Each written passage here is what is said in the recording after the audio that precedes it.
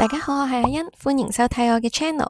今日會帶大家4日3夜快閃杭州之旅，事不宜遲，出發啦，Let's go！咁今次我哋杭州之旅呢，就會搭香港航空由香港機場啦飛往蕭山國際機場嘅過程，大概呢就會2個半鐘，價錢呢就係大概1000蚊一個人啦，亦都包埋20公斤行李噶啦。咁其實都幾抵嘅。咁其實去杭州仲有另一個選擇，就係可以選擇搭高鐵啦。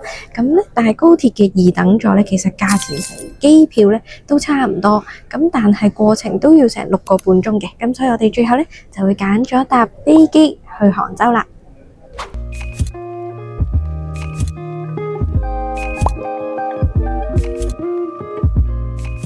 一出咗機場呢，我哋就可以跟住頭頂嘅指示牌，地鐵呢個方向呢，去搭交通工具出去市區啦。我哋沿住19號線呢個方向就可以去到西湖市中心噶啦。今次我哋住嘅酒店呢，就係喺龍翔橋站出嚟行3分鐘就到達啦。我哋住呢間酒店叫如家精選酒店啊，位於西湖嘅正中心，落街行3分鐘就到西湖同埋呢一個泰商圈。而價錢方面亦都非常抵嘅，1003蚊有2間雙人房，咁就平均每人1晚都係100蚊左右。咁佢呢一個價錢同地理位置呢，我對佢都冇乜其他大要求噶啦。咁房間都企理整齊嘅，咁當然就唔係好大啦，咁但係都可以舒服瞓到。咁唯一缺點呢，就係冇雪櫃啦，同埋佢外面噪音比較大，因為佢始終個樓層比較矮嘅。休息一陣，我哋就落到去酒店樓下食呢一個燒餅啦。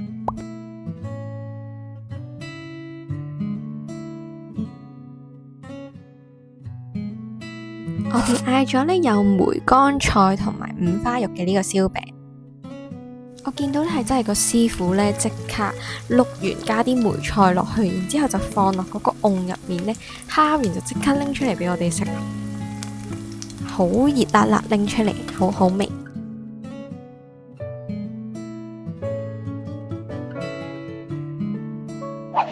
跟住我哋就去酒店附近嘅銀泰 N77 商場嗰度行街啦。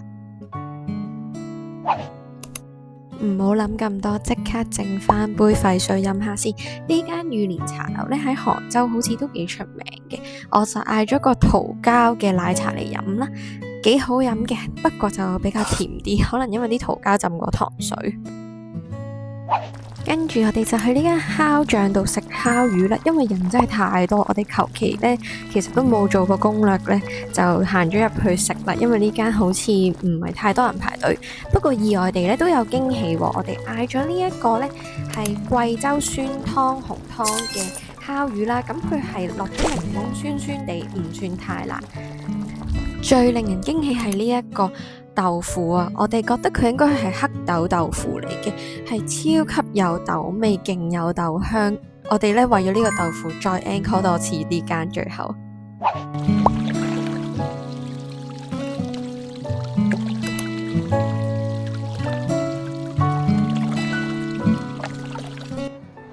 呢度啲樹全部都係松樹，係一棵樹我諗差唔多有4-5隻。好得意，啲松鼠勁多人圍住睇佢哋。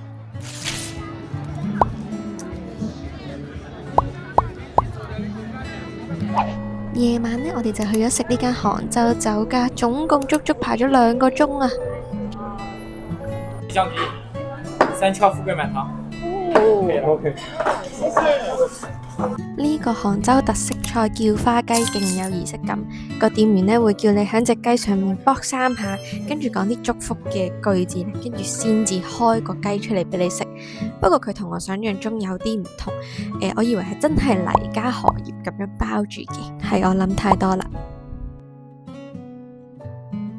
呢個紅井蝦仁佢係特別在用河蝦而唔係海蝦嚟整嘅，不過食落去我又覺得好似同普通蝦仁唔係太大分別。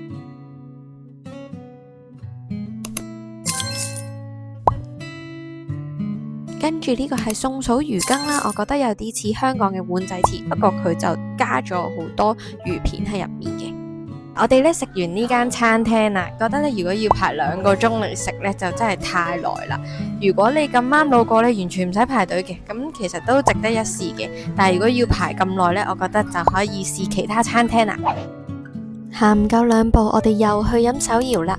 今次呢間呢叫3號椰，主打呢就係用椰子水整唔同嘅嘢飲，例如椰子拿鐵啦、椰子抹茶等等，好有天然椰子水嘅味，再加埋抹茶配搭，幾好飲，唔錯唔錯，推介。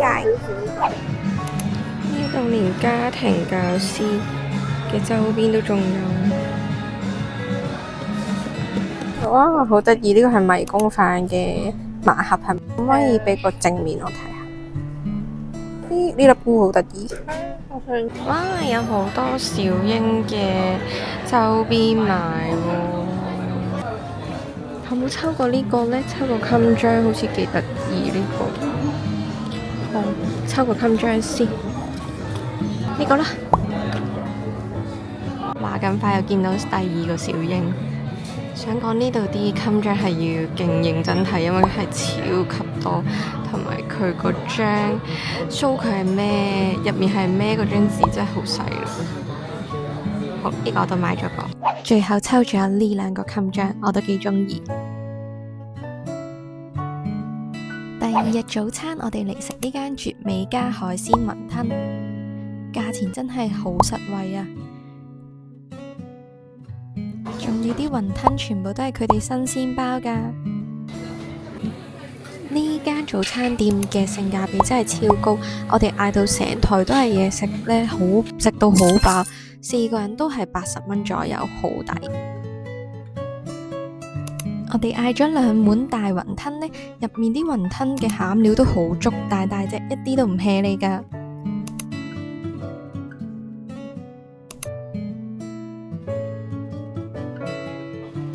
佢呢個燒賣同我哋香港酒樓食開嘅燒賣唔同，佢其實係有啲似小籠包，但係上面個樣呢就整到好似燒賣嘅樣咁。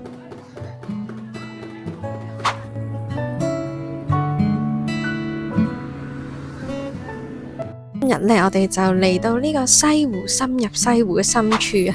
我哋呢首先呢就去咗花港觀魚，跟住呢而家就嚟到呢個茅家埠啦。呢度呢有好多唔同紫色嘅小花呢，好靚嘅，種滿咗成個茅家埠啦。咁然之後我哋今日呢就會環繞呢一度行一圈。咁因為尋日呢，我哋晏晝去到西湖啦，人真係非常之多。今日呢，我哋朝早7點鐘就起身出發啦。今日嚟行呢，就真係人好少，好舒服，好清幽嘅。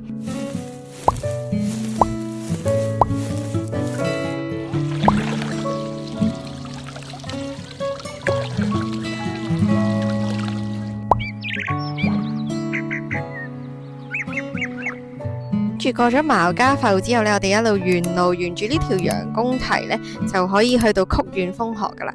楊公堤呢，大家可以見到身後面呢，好多呢啲好高嘅樹，唔知呢啲係咩樹，但係好高好高嘅。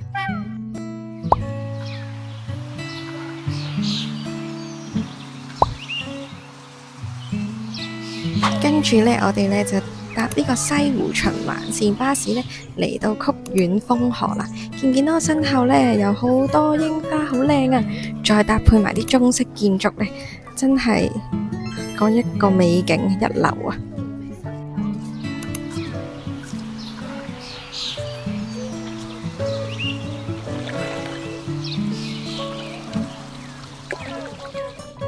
跟住我哋去到靈隱寺附近食呢一間慶春撲門。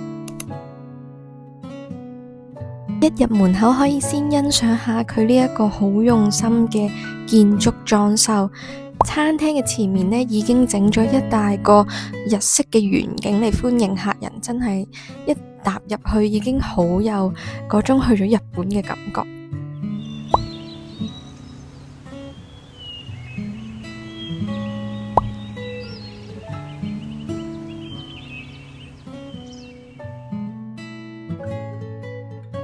呢間餐廳仲係一間米芝蓮推介嘅餐廳嚟㗎，所以真係非常值得一試。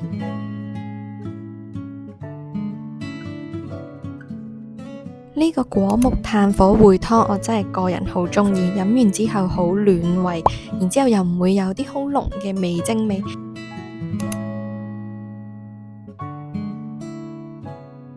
呢個牛油果拌埋啲豉油同埋番茄真係好好食，好似食緊三文魚咁，一定要嗌。呢個藜麥椒麻豆腐雖然睇落去好似紅卜卜好辣咁，但係食落去呢，一啲都唔會覺得辣，仲好好味添。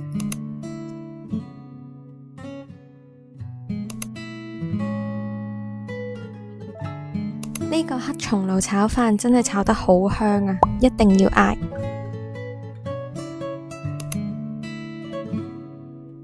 但係呢個香草素雞塊呢，就比較一般啲啦。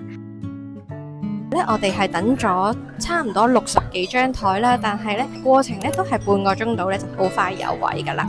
咁入到嚟呢，我覺得佢所有素食都係同我哋平時食嗰啲素雞啊、素鴨啊嗰啲佛堂齋係有啲唔同嘅。佢啲素食係有啲混合咗西式嘅感覺，係好好食嘅。我覺得係我嚟到杭州食過最好食嘅一餐，非常之推介。今條片話咁快就嚟到尾聲啦，下集我會繼續帶大家去杭州唔同嘅地方玩嘅。如果想留意我最新嘅出片動向就記得喺下低 follow 我。如果中意我呢條影片就幫我撳個 like 同埋留個言啦。咁我哋下集再見啦，拜拜。